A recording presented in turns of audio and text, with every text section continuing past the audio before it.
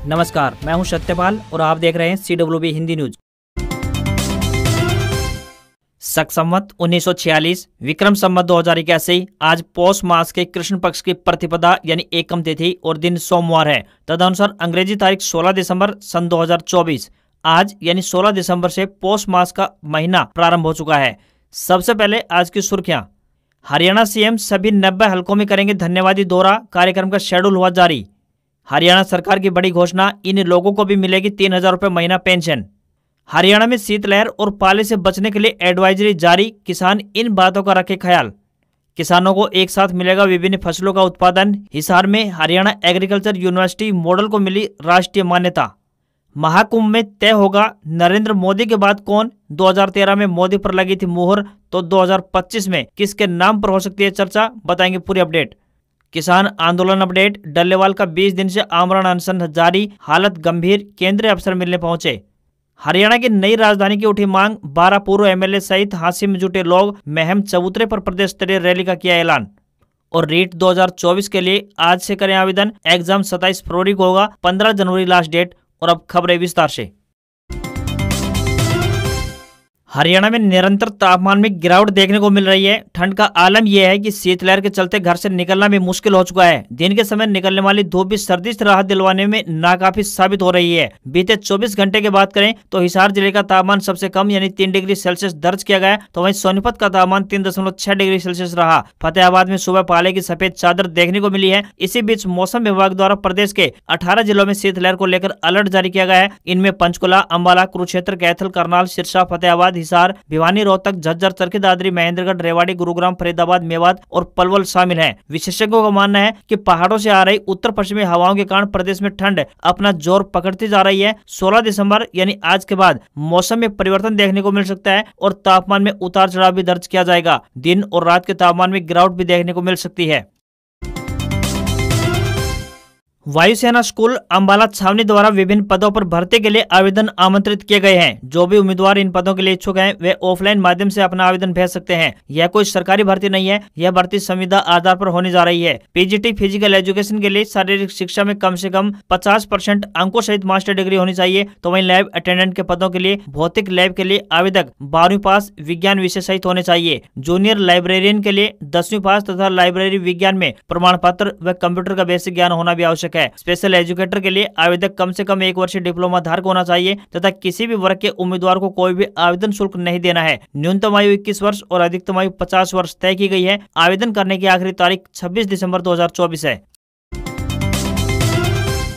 हरियाणा सरकार किसानों के लिए एक स्कीम लेकर आई है। इसका नाम है वाटर टैंक स्कीम। हरियाणा सरकार द्वारा शुरू की गई इस वाटर टैंक स्कीम का उद्देश्य किसानों को सिंचाई के लिए पानी की समस्या से निजात दिलाना और सूक्ष्म सिंचाई को बढ़ावा देना है। इस योजना के तहत किसानों को पानी की टंकी बनाने के लिए 2,25,000 रुपए से लेकर 3,25,000 रुपए तक की सब्सिडी प्रदान की जा रही है। इस योजना के लाभ की बात करें तो सूखा प्रभावित क्षेत्रों में सिंचाई की सुविधा मिल पाएगी, तो वहीं जल संरक्षण और पानी की बर्बादी को भी रोकना है। साथ ही कृषि उत्पादन में भी इससे वृद्धि होने वाली है और सूक्ष्म सिंचाई तकनीक को अपनाने में मदद मिलेगी। आवेदन की प्रक्रिया की बात करें तो योजना के लिए आवेदन करने के लिए अपने नजदीकी कृषि विभाग कार्यालय में संपर्क कर सकते हैं। वहीं दस्तावेजों की बात करें तो भूमि का स्वामित्व प्रमाण पत्र, पहचान पत्र यानी आधार कार्ड या पैन कार्ड की आवश्यकता होगी और साथ ही बैंक खाता विवरण भी चाहिए होगा। इस योजना का लाभ सीमित समय के लिए ही है, इसलिए जल्द से जल्द आवेदन कर सकते हैं। अधिक जानकारी के लिए अपने नजदीकी कृषि विभाग से संपर्क कर सकते हैं। पहाड़ों की चोटियों पर हो रही बर्फबारी और पिछले दिनों जिले में हुई बूंदाबांदी का असर साफ तौर पर देखा जा रहा है। इससे ठंड दिनों दिन बढ़ती जा रही है। ठंड जितनी ज्यादा बढ़ेगी उसका खेतों में खड़ी गेहूं, सरसों व अन्य फसलों को उतना ही ज्यादा फायदा पहुंचेगा। ठंड बढ़ने से खेतों में खड़ी सरसों की फसल लहलाने लगी है। इस बार सर्दियों में कोहरा भी 2 से 3 बार ही देखने को मिला है, परंतु जब से पहाड़ों में बर्फबारी हुई और गत दिनों हल्की बूंदाबांदी पड़ी तब से ठंड में काफी इजाफा हुआ है। जब से ठंड बढ़ी है तब से किसानों के चेहरों पर भी हल्की मुस्कान देखने को मिल रही है। तेज धूप के कारण अपनी फसलों को लेकर चिंतित किसानों ने ठंड बढ़ने के बाद राहत की सांस ली है। इन फसलों को कम तापमान की आवश्यकता होती है। दिसंबर की शुरुआत में ही मार्च के महीने की समान धूप पड़ रही थी। कुछ जगहों पर तो गेहूं में गुलाबी सुंडी का भी असर देखने को मिल पा रहा था, परंतु अब मौसम में परिवर्तन होने से ओस गिरने लगे हैं। इससे फसलों में बढ़वार होने की उम्मीद है। वहीं गुलाबी सुंडी का असर भी लगभग खत्म होने लगा है। तापमान में गिरावट व धुंध के कारण मौसम मौजूदा फसलों के लिए अनुकूल बना हुआ है। गेहूं व सरसों की फसल को इससे फायदा पहुंचेगा, तो वर्तमान में धुंध फसलों के लिए काफी लाभदायक रहने वाली है। परंतु परंतु लहर का सबसे ज्यादा बुरा असर फल और सब्जियों की फसल पर पड़ने वाला है। ऐसे में इनका बचाव बेहद जरूरी होता है। आलू, भिंडी, गोभी, बैंगन, मूली, टमाटर जैसी फसलों पर पाला पड़ने की आशंका सबसे अधिक रहती है। हरियाणा की नायब सैनी सरकार ने थैलेसीमिया और हेमोफीलिया रोग से ग्रस्त लोगों को बड़ी राहत प्रदान की है। सरकार ने ऐसे मरीजों को प्रति माह 3,000 रुपए पेंशन देने की घोषणा कर दी है। 3 लाख रुपए तक की सालाना आमदनी वाले परिवार के मरीजों को दिव्यांगता की श्रेणी में इस आर्थिक सहायता राशि का लाभ दिया जाएगा। 18 साल से अधिक उम्र के मरीज विकलांग पेंशन के पात्र होंगे। इसी साल जनवरी महीने में तत्कालीन सीएम मनोहर लाल खट्टर की अध्यक्षता में हुई मंत्रिमंडल की बैठक में थैलेसीमिया और हेमोफीलिया मरीजों को पेंशन देने का निर्णय लिया गया था, लेकिन अभी तक इसकी अधिसूचना जारी नहीं हो पाई थी। अब सामाजिक न्याय, अधिकारिता, अनुसूचित जाति एवं पिछड़ा वर्ग कल्याण तथा अंत्योदय सेवा विभाग की अतिरिक्त मुख्य सचिव डॉक्टर जी अनुपमा ने हरियाणा दिव्यांग पेंशन नियम 2016 में संशोधन की अधिसूचना जारी कर दी है। राज्य सरकार द्वारा अधिसूचना जारी होने के बाद सभी पात्र मरीजों को 3,000 रुपए महीना पेंशन का लाभ मिलना शुरू हो जाएगा। इससे मरीजों को बड़ी राहत मिलने वाली है और उन्हें अपनी निजी खर्च के लिए दूसरों पर निर्भर नहीं रहना पड़ेगा। दिव्यांगता पेंशन ले रहे मरीज ठीक हो गए हैं या नहीं, संबंधित सिविल सर्जन द्वारा थैलेसीमिया और हेमोफीलिया प्रमाण पत्रों का हर साल सत्यापन किया जाएगा। पेंशन का लाभ उठाने वाला मरीज हरियाणा का मूल निवासी होना चाहिए और कम से कम 3 साल से हरियाणा में रह रहा हो। किसानों के लिए एक अच्छी खबर सामने आ रही है। हिसार स्थित चौधरी चरण सिंह हरियाणा कृषि विश्वविद्यालय यानी HAU में संचालित अखिल भारतीय एकीकृत कृषि प्रणाली अनुसंधान परियोजना द्वारा विकसित 1.0 हेक्टेयर एकीकृत कृषि प्रणाली मॉडल को राष्ट्रीय स्तर पर मान्यता मिली है। हरियाणा एग्रीकल्चर यूनिवर्सिटी के कुलपति प्रोफेसर BR कंबोज ने इस उपलब्धि के लिए वैज्ञानिकों को बधाई दी। इस मॉडल के तहत किसान एक साथ विभिन्न फसलें, सब्जियां, फल, पशुपालन, केंचुआ खाद उत्पादन, मशरूम उत्पादन, बायोगैस आदि उगा सकते हैं। 1 हेक्टेयर का यह मॉडल खास तौर पर छोटे और सीमांत किसानों के लिए बड़ा फायदेमंद साबित होगा। इस मॉडल से देश की बढ़ती आबादी के भोजन और सुरक्षित भविष्य को ध्यान में रखते हुए आने वाले सालों में अनाज, सब्जी, फल, दालें, दूध, खाद्य तेल और अन्य कृषि उत्पादों के उत्पादन में वृद्धि देखने को मिलेगी। इस मॉडल के बदौलत किसान खेती के लिए उपलब्ध संसाधनों का पूरा उपयोग कर सकेंगे। इससे कृषि लागत में कमी आएगी और उत्पादन में वृद्धि होगी। यह कृषि मॉडल पर्यावरण के अनुकूल भी है और इस मॉडल से न केवल किसानों को पूरे साल आमदनी होगी बल्कि खेत की उर्वरा शक्ति को बढ़ाने में भी मदद मिलेगी।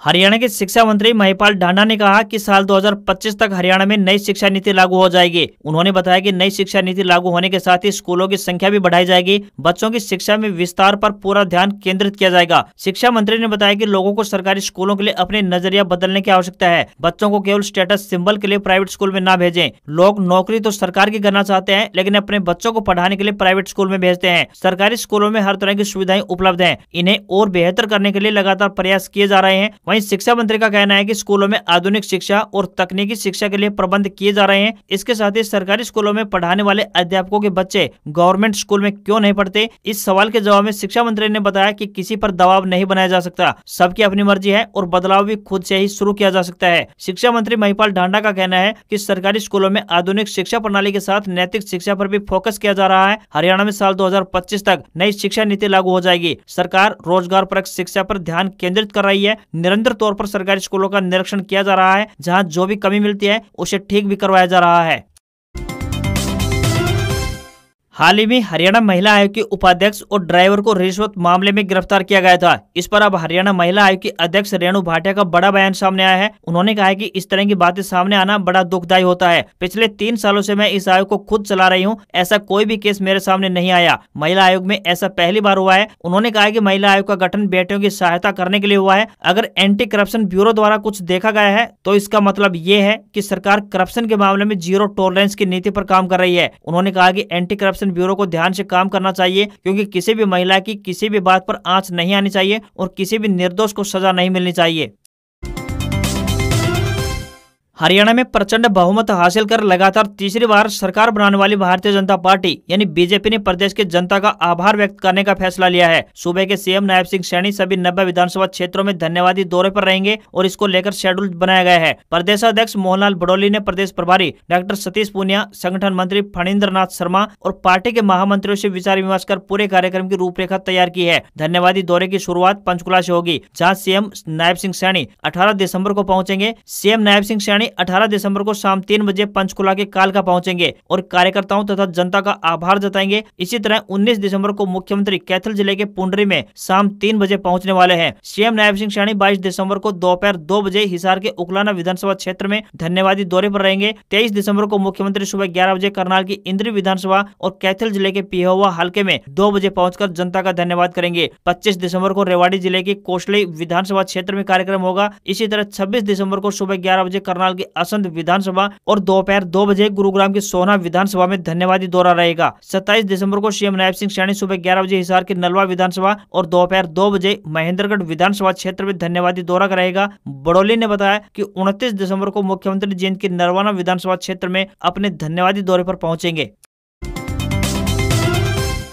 हरियाणा के कई जिलों में मौसम विभाग ने शीतलहर का अलर्ट जारी किया है। पिछले कई दिनों से लगातार तापमान में भी गिरावट देखने को मिल रही है, जिसके बाद ठंड ज्यादा बढ़ने लगी है। साथ ही पाले को लेकर भी किसानों को भी फसलों का ध्यान रखने की सलाह दी गई है। सरसों, आलू व सब्जियों की नर्सरी और छोटे फलों के पौधे पर पाले का असर सबसे अधिक दिखाई देता है। हरियाणा में आमतौर पर दिसंबर से फरवरी तक पाला पड़ने की संभावना बनी रहती है, जिसके जमने से पौधे को नुकसान पहुंचता है। इसके बचाव के लिए किसानों को सब्जी और फलों के पौधों की सिंचाई लगातार करनी चाहिए, ताकि जमीन का तापमान बढ़ सके। खेत के किनारे और जिस दिशा से हवा आ रही हो उससे 15 से 20 फुट की दूरी पर रात के समय कूड़ा कचरा और सूखा कचरा जलाकर धुआं करना चाहिए। इससे तापमान में बढ़ोतरी होगी और पाले का असर कम होगा। कृषि वैज्ञानिकों के अनुसार फलों और सब्जियों की नर्सरी को पॉलीथीन और पराली से ढककर रखें। सर्दियों में पशु कम पानी पीते हैं, जिससे कि डिहाइड्रेशन होता है, जिससे दूध में कमी आ सकती है। इसके लिए पशुओं को गुनगुना पानी पिलाना चाहिए। पशुओं को सामान्य से 0.8% अधिक ऊर्जायुक्त भोजन देना चाहिए। पशु के दूध में वसा बढ़ाने के लिए आहार में लगभग 17% फाइबर यानी कि हरा और सूखा चारा मिलाकर शामिल करना चाहिए।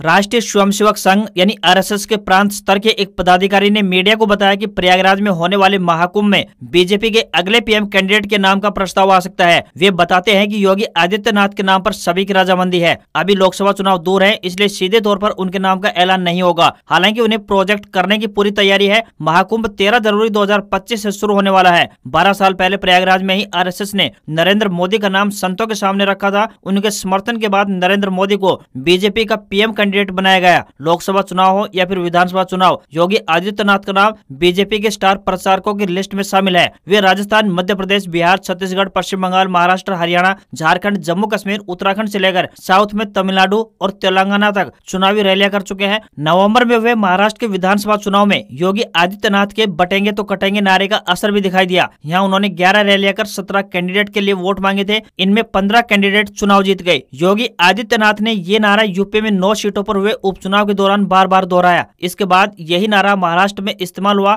वहीं पीएम नरेंद्र मोदी ने 5 अक्टूबर को ठाणे और वाशी में हुई रैलियों में अलग ढंग से यही बात कही। आरएसएस के पदाधिकारी बताते हैं कि बटेंगे तो कटेंगे का नारा भले ही योगी आदित्यनाथ के मुंह से निकला हो, लेकिन इसके पीछे राष्ट्रीय स्वयंसेवक संघ है। ये आरएसएस की शाखाओं में गाया जाने वाला बहुत पुराना गीत है। इस बार कुंभ और चुनाव के बीच 4 साल का फासला है। नाम पर तो चर्चा होगी, लेकिन सभी संगठनों के बीच एक प्रस्ताव की तरह इसे लाया जाएगा। शंभू और खनौरी बॉर्डर पर चल रहे किसान आंदोलन में 20 दिन से आमरण अनशन कर रहे किसान नेता जगजीत डल्लेवाल से रविवार को केंद्रीय गृह निदेशक मयंक मिश्रा ने मुलाकात की। पंजाब के डीजीपी गौरव यादव के साथ वे खनौरी बॉर्डर पहुंचे। मीटिंग के बाद मिश्रा ने कहा कि उन्होंने किसानों की मांगों के बारे में जानकारी ली है। उन्होंने केंद्र की तरफ से वार्ता के प्रस्ताव से इनकार किया। सुप्रीम कोर्ट ने डल्लेवाल की डॉक्टरी मदद के आदेश दिए थे। शनिवार को लेकर प्रधानमंत्री नरेंद्र मोदी, गृह मंत्री अमित शाह और कृषि मंत्री शिवराज सिंह ने मीटिंग की थी। इसमें प्रधानमंत्री मोदी को किसान आंदोलन की जानकारी दी गई। बैठक में भाजपा अध्यक्ष जेपी नड्डा और केंद्रीय मंत्री पीयूष गोयल भी शामिल रहे। किसान आंदोलन को लेकर पीएम नरेंद्र मोदी के एक्टिव होने के बाद माना जा रहा है कि केंद्र की तरफ से किसानों की मांगों को लेकर कोई बड़ी घोषणा की जा सकती है। पंजाब के डीजीपी ने कहा कि डल्लेवाल की जान कीमती है। हम सबके साथ कोऑर्डिनेट कर बातचीत को आगे बढ़ाने का माहौल कर रहे हैं। मेरे साथ केंद्रीय गृह निदेशक भी आए हैं। वह किसानों की मांगों को केंद्र को भेजेंगे। पंजाब सरकार ने भी किसानों की मांगों को आगे बढ़ाने के लिए कहा है। डल्लेवाल ने आमरण अनशन खत्म करने से इनकार कर दिया है। शनिवार को खनौरी बॉर्डर पर बिस्तर पर लेटे लेटे ही डल्लेवाल ने कहा कि सरकार की गलत नीतियों से खुदकुशी कर रहे किसानों की जिंदगी मेरे जीवन से ज्यादा कीमती है। खनौरी बॉर्डर पर मरणोत्तर पर बैठे जगजीत डल्लेवाल की सेहत में लगातार गिरावट आ रही है। डॉक्टरों का कहना है कि उनका वजन 12 किलो से ज्यादा घट चुका है। उन्हें कभी भी हार्ट अटैक आ सकता है। इसके बावजूद वह कोई दवाई नहीं ले रहे हैं। हरियाणा की नई राजधानी प्रदेश के बीच बनाने के मुद्दे को लेकर चलाए जा रहे स्वाभिमान आंदोलन के लिए रविवार 15 दिसंबर को हांसी की जाट धर्मशाला में एक बैठक हुई। बैठक में स्वाभिमान आंदोलन के संयोजक रणदीप लोचब सहित 12 पूर्व एमएलए इकट्ठा हुए। बैठक में एक मत से 23 फरवरी को महम 24 चबूतरा मैदान में प्रदेश स्तरीय रैली की घोषणा की गई। साथ ही कहा गया कि यह रैली नया इतिहास बनाएगी। आज की बैठक में वक्ताओं ने नई राजधानी और अलग हाईकोर्ट हरियाणा के बीच बनाने के लिए स्वाभिमान आंदोलन को सही समय पर सही कदम बताया। 58 साल तक प्रदेश को नई राजधानी अलग हाईकोर्ट से वंचित रखते हुए जनता की उपेक्षा, उपहास, कठिनाई, तकलीफ और हरियाणा की उन्नति, रोजगार एवं विकास में रुकावट पर दुख प्रकट किया गया। इस बैठक में अनेक सामाजिक राजनीतिक संगठनों के नेताओं व कार्यकर्ताओं ने भाग लिया और अपने विचार रखे। नई विधानसभा चंडीगढ़ में न बनाकर प्रदेश के बीच हिसार, महम, जींद, भिवानी के बीच में बनाई जाए। प्रदेश की नई राजधानी व अलग हाईकोर्ट बने। यहाँ एक नया सुंदर आधुनिक वर्ल्ड क्लास का शहर बसाया जाए, ऐसे विचार उन्होंने रखे। राजस्थान शिक्षक पात्रता परीक्षा यानी रीट 2024 के लिए कैंडिडेट्स आज से आवेदन कर सकेंगे। इसके लिए राजस्थान माध्यमिक शिक्षा बोर्ड ने बुधवार को ही नोटिफिकेशन जारी कर दिया था। परीक्षा अगले साल 27 फरवरी 2025 को आयोजित होने वाली है। रीट के लिए 16 दिसंबर से आवेदन फॉर्म भरना शुरू होंगे और लास्ट डेट 15 जनवरी है। करीब 12 लाख कैंडिडेट्स के आवेदन फॉर्म भरने की उम्मीद है। बता दें कि बीएड, डीएलएड फर्स्ट ईयर के विद्यार्थी भी इस बार रीट में शामिल हो सकते हैं। अब तक रीट वही विद्यार्थी दे सकता था जिसने या तो बीएड या डीएलएड पार कर ली हो या फिर बीएड, डीएलएड के अंतिम वर्ष में अध्ययनरत हो। लेकिन ऐसा पहली बार होगा जब बीएड, डीएलएड के प्रथम वर्ष के विद्यार्थी भी शामिल होने जा रहे हैं। लेकिन अध्यापक भर्ती के आवेदन की अंतिम तिथि तक उसे अध्यापक बनने के लिए जरूरी सारी क्वालिफिकेशन और एजुकेशन ले लेनी होंगी। पहली बार अभ्यर्थियों को 4 की जगह ओएमआर शीट में 5 ऑप्शन दिए जाएंगे। हर सवाल का जवाब देना होगा। ऐसे में अगर कोई अभ्यर्थी चारों विकल्प नहीं भरता है तो उसे 5वां विकल्प अवश्य भरना होगा। ऐसा न करने पर नेगेटिव मार्किंग होगी और नंबर काट लिए जाएंगे। इस हफ्ते शेयर बाजार में तेजी का अनुमान है। थोक महंगाई के आंकड़ों से लेकर फेडरल रिजर्व का इंटरेस्ट रेट पर फैसला, बैंक ऑफ इंग्लैंड और बैंक ऑफ जापान में मॉनेटरी पॉलिसी की मीटिंग, अमेरिका की जीडीपी के आंकड़े और इस हफ्ते ओपन हो रहे आईपीओ बाजार की चाल तय करेंगे। बीते हफ्ते के आखिरी कारोबारी दिन शुक्रवार 13 दिसंबर को दिन के निचले स्तर से तेज रिकवरी के कारण बाजार में लगातार चौथे सप्ताह तेजी का रुख बना रहा। यह गिरावट पर खरीदारी की स्ट्रेटेजी को जारी रखने का संकेत है। मार्केट में कंसोलिडेशन की उम्मीद के चलते पॉजिटिव सेंटीमेंट बन सकता है। आज खबरों बस इतना ही। देखते रहिए आपका अपना हरियाणा का सबसे बेहतरीन news channel CWB Hindi news. नमस्कार। इसी आशा के साथ आपका दिन शुभ रहे।